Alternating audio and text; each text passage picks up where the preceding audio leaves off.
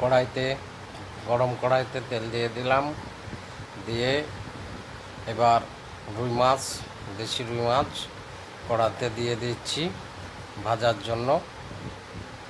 মাছ ভাজা হচ্ছে।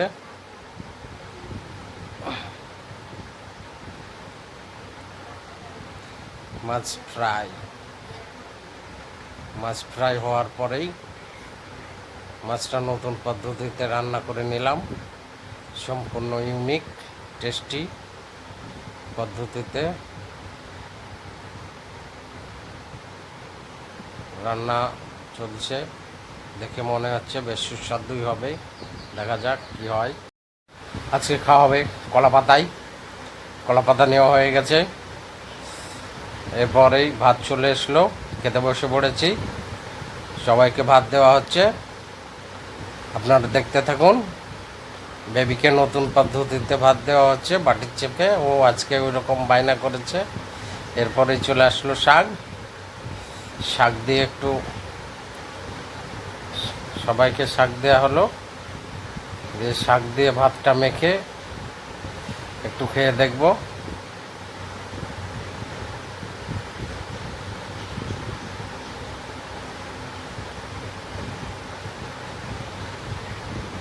একটু লেবু দিয়ে নিই শাকের মধ্যে।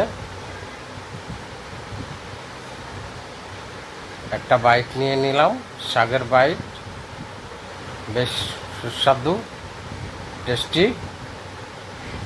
এরপরে চলে আসলো সেই আমার তৈরি করা রুই মাছ,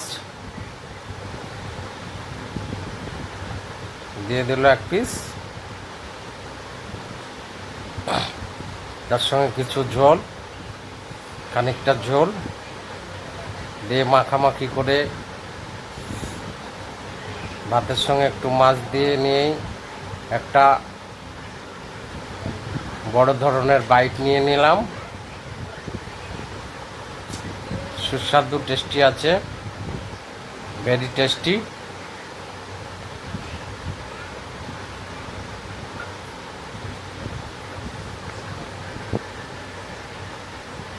আর একটা বাইট নিয়ে নিলাম,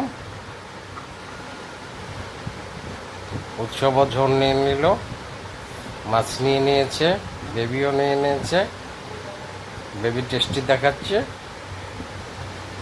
আমার খাওয়া দাওয়া মোটামুটি কমপ্লিট। এবার ওরা এখনও খেতে পারেনি, ওদের খাওয়া চলছে। Tata, bye bye.